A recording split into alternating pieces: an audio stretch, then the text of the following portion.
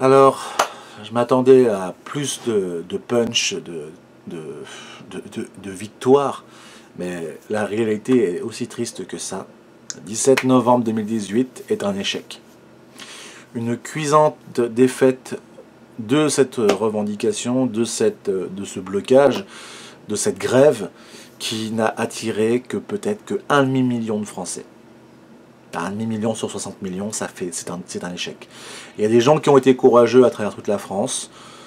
Il y a eu pas mal de mobilisations sur le sud, sur Paris, sur l'est, sur le Maine-et-Loire. Mais il y a eu très très peu d'actions générales. Il y a des gens qui ont tenu le pavé, il y a des gens qui ont tenu des ronds-points, il y a des gens qui ont fait des choses.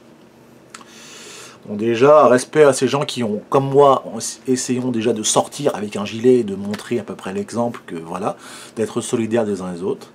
Pourquoi ce 17 novembre est un échec?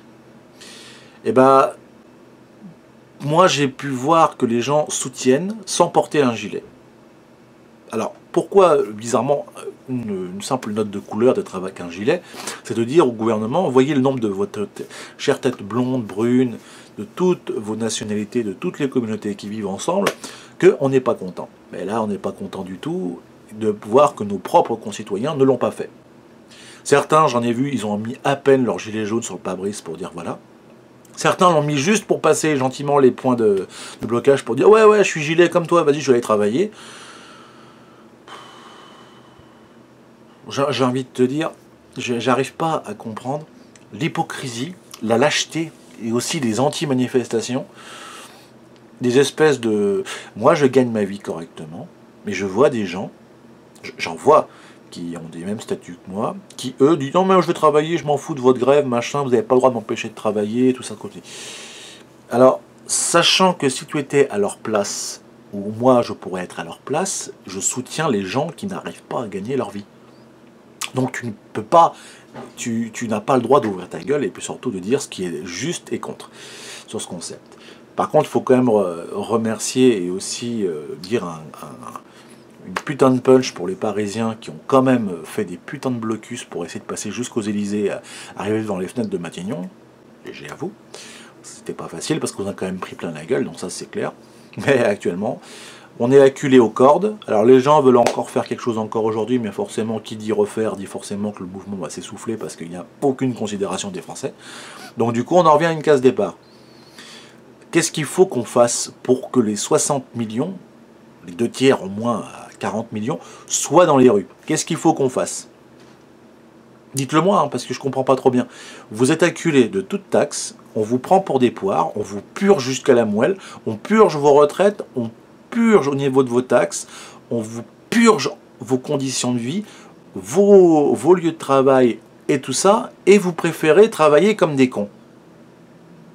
Alors, il y a deux possibilités. Ou l'ensemble des 2 tiers de la population française sont des gros majocistes et ils adorent se faire enfiler, possibilité. Ou alors, vous n'avez pas le courage de faire ce que tout le monde devrait faire. Mais dans les 2 cas, il y a un cas de figure qui se pose. Qu'est-ce qu'il faut qu'on fasse pour que ça vous pique dans les fesses et qu'on vous trouve tous juste avec un gilet? Il n'y a pas eu, à ma connaissance, de blocage de raffinerie, de tout ce que tu veux, de 3 supérettes, des ronds-points, bon, si tu veux, gentiment, des aires de machin pour les péages d'autoroute, mais qu'est-ce qu'il faut qu'on fasse pour que vous bougiez votre cul, sans déconner, les gars? Non, parce que si vous avez trop de thunes, donnez-la, au pire, aux pauvres. Les mecs qui travaillent, là, qui sont contents de leurs conditions de vie, qui n'arrêtent pas de gueuler, ou même les retraités, donnez l'argent aux pauvres, au pire. Parce que je vois pas comment vous voulez qu'on avance.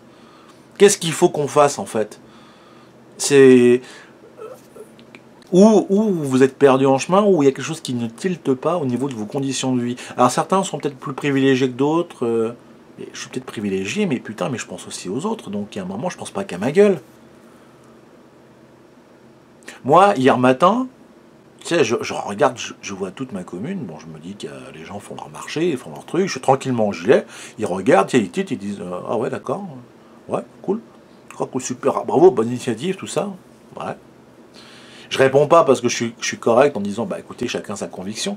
Si ça vous plaît, et quand on entend les gens qui se plaignent mais qui ne le font pas, qu'est-ce que tu veux que le gouvernement croit de vous? On vient de se prendre une branlée. On vient de leur faire un pétard mouillé. Ils ont vu, bah, on va dire 300, 500 000 peut-être, c'est vrai sur le papier, parce qu'ils manipulent les chiffres, c'est entièrement vrai. Mais qu'est-ce qu'il faut qu'on fasse, les gars? On va y arriver, hein. Là, le gouvernement, c'est bon, ils vont se dire, bon, oh, les Français, ils ont pas su, allez, c'est bon, on va pas changer notre point de vue, c'est bon, les gens, on tamponne. Moi, je vous comprends pas. Vous êtes tous à gueuler dans vos coins et vous sortez pas. Moi, je suis quelqu'un comme n'importe qui, je suis personne. Mais je sors, je l'ai fait, je suis montré, j'étais là. J'étais en plein cœur de là où je suis. J'ai demandé aux gens de venir s'ils étaient intéressés. Les gens m'ont dit au départ oui, je me rejoins, il n'y a personne qui vient. Qu'est-ce qui s'est passé, franchement? Qu'est-ce qu'il faut qu'on fasse? Moi, j'arrive pas à vous tilter. C'est ça l'hypocrisie des Français. Vous êtes prêts à crier victoire quand on gagne une Coupe du Monde, mais quand on vous demande de vous unir pour qu'on ait tous les mêmes valeurs, toutes les causes communes, qu'on puisse vivre, manger, avoir une sécurité et vivre correctement, avec qu'on puisse vivre jusqu'à la fin de notre vie avec les besoins qu'on aura tous de manière égale, qu'est-ce qu'il faut? Mais j'arrive pas à vous tilter. Donc oui, d'accord. Si vous acceptez le fait de vous faire enfler, ça ne m'empêchera pas de dormir, hein. Moi, à travers cette vidéo, je vais pas pleurer comme ceux qui n'ont rien. Moi, j'ai tout ce que j'ai besoin. Mais je l'ai fait pour des gens qui n'avaient rien. Et j'arrive pas à tilter. Et c'est ça le gros sketch de l'histoire. C'est qu'il y en a qui n'ont rien à foutre, qui ont une belle vie sociale entre les classes moyennes et les classes hautes. Je suis dans cette catégorie. Et sincèrement, je me suis battu. J'ai fait tout ce que je pouvais oralement à travers les réseaux, tout ça, et je vois qu'il n'y a pas de truc, il n'y a rien. Moi, je suis pas une lâcheuse, hein. J'ai jamais été à ramper à quatre pattes. Je suis le premier à monter au créneau. Bah, moi, je comprends pas votre attitude. Et franchement, bah, ça me désole pour vous. Je sais pas ce qui va se passer dans les jours prochains, si ça va se remettre un coup de barre, si vous jouez sur les élections, si vous croyez encore même à ça. Mais là, vous avez réussi l'exploit de vous foutre vous-même dans le panier. Voilà le bilan. Bah, ceux qui sont dans la merde, bon courage, parce que là, vous y allez, mais en première classe, pour une fois de votre vie.